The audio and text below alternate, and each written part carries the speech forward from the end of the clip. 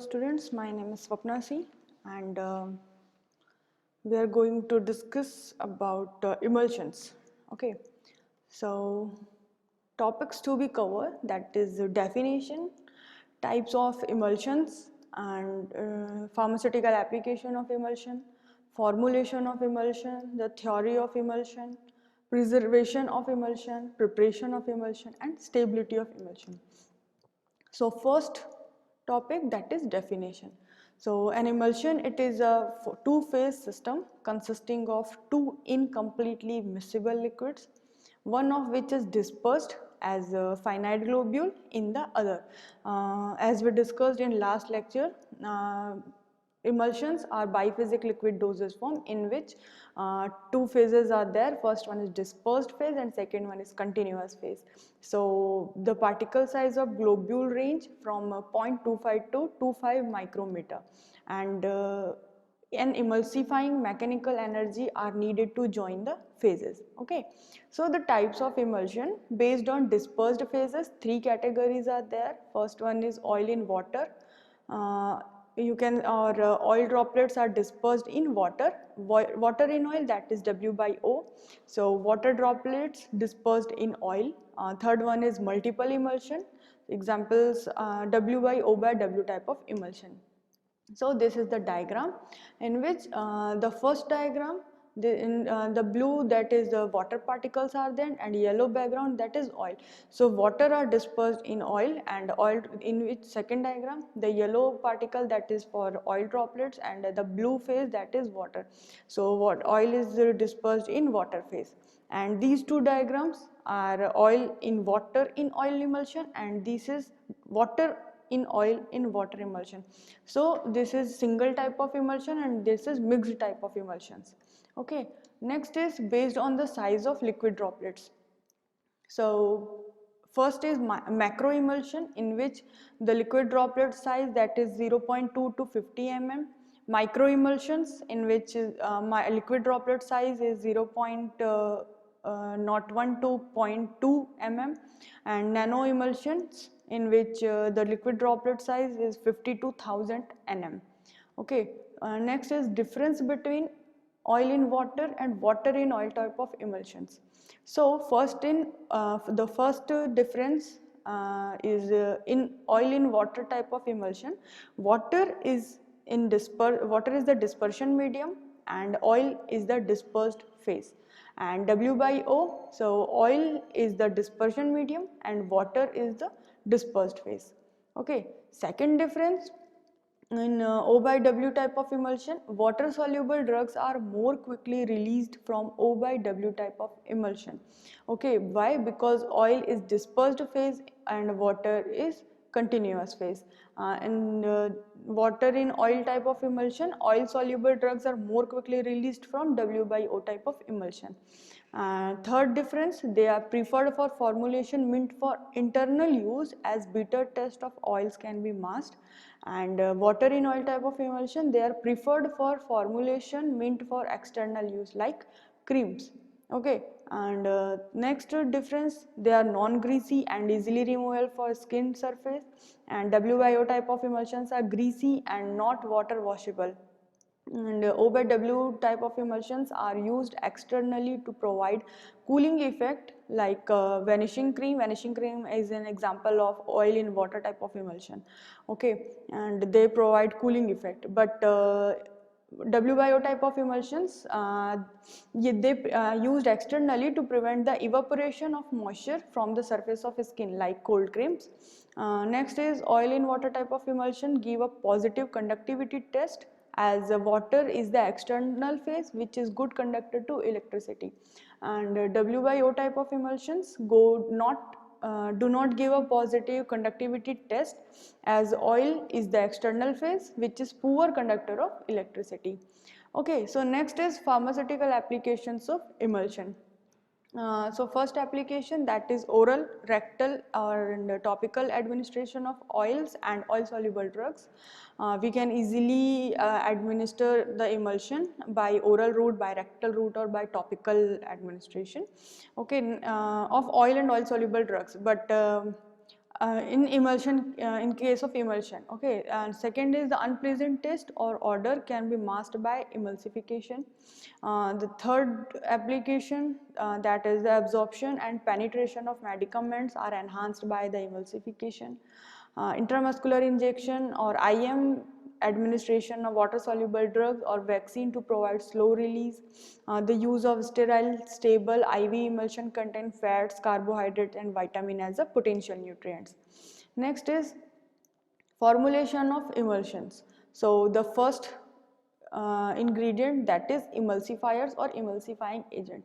So an emulsifying agent is any material that enhances the stability of an emulsion.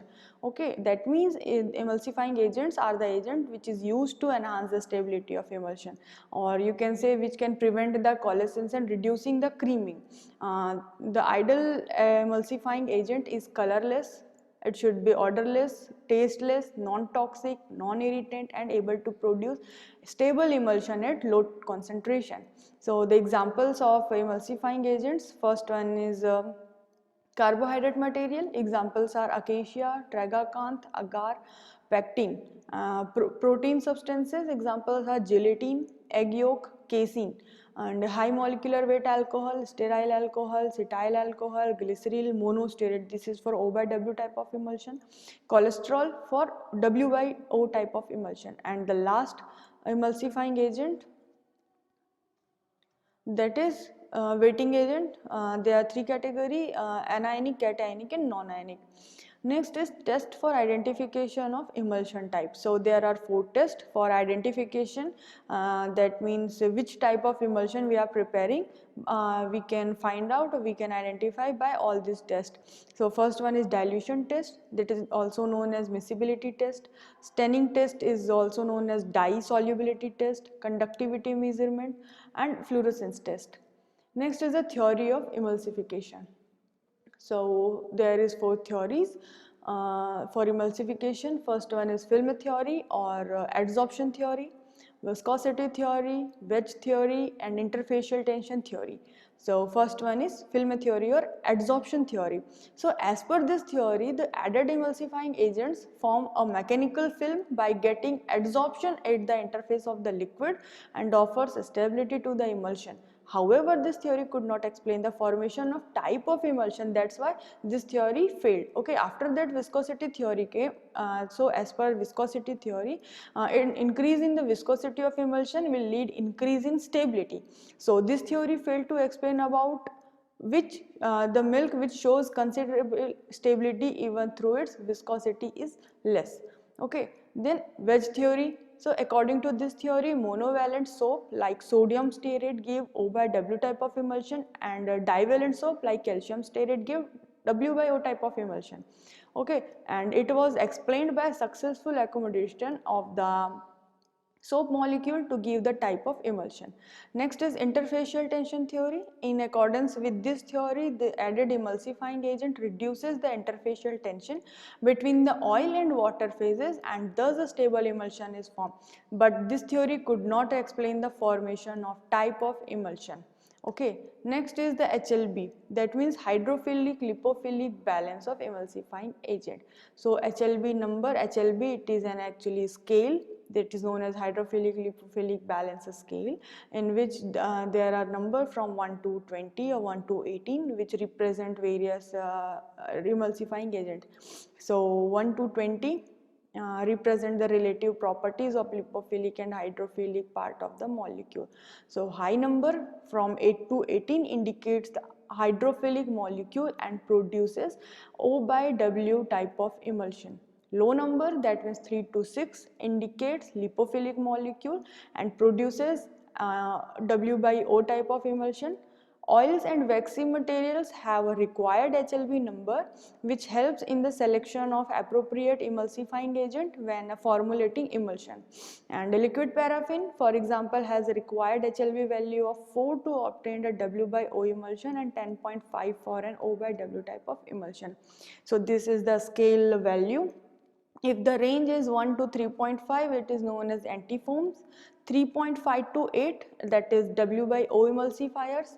7 to 9, it is known as wetting agents or spreading agents. 8 to 16 O by W type of emulsifiers or oil in water emulsifying agents. 13 to 16 is known as detergents, and 15 to 40 that is solubilizers. Okay, so this is all about the HLB scale. This is the HLB values of selected emulsifier. Like first one is the ethylene glycol distearate. Its HLB value is 1.5. For sorbitan sesquilate 3.7. Diethylene glycol monostearate 4.7. The HLB value of sucrose diolate, that is 7.1. Polyoxyethylene 4. Lauryl sulfate, its HLB value is 9.5. Polyoxyethylene cetyl ether, HLB value is 10.3.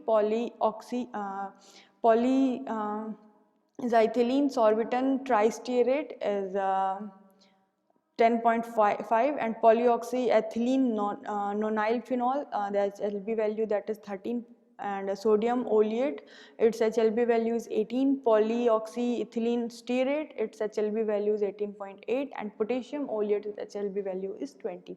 So this is the range of or you can say this is the value of selected emulsifier or emulsifying agents. So there is some criteria for the selection of emulsifying agent. So an ideal emulsifier, it should possess the following characteristics. First one is it should be able to reduce the interfacial tension between the two immiscible liquids.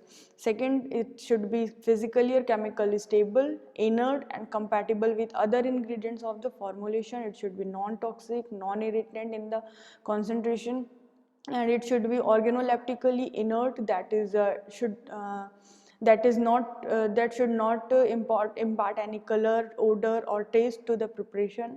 It should be able to produce and maintain the required viscosity of the preparation. It should be able to form a coherent film around the globules of dispersed phase, and should prevent the coalescence of droplets of the dispersed phase. So this is the criteria of an ideal emulsifying agent. The last topic, that is packing, labeling, and storage of emulsion. So depending on the use, emulsion should be packed in suitable container, and meant for oral use are usually packed in well-filled bottle, have an airtight closure. And light sensitive product are packed in amber colored bottle. For viscous emulsion, wide mouth bottle should be used. For external use, products should clearly mention on their label and that they are meant for external use only. And for viscous emulsion, we should mention shake well before use as on their label. Emulsion should be stored in cool place, but refrigeration should be avoided, as this low temperature can adversely affect and the stability of preparation. So this is all about the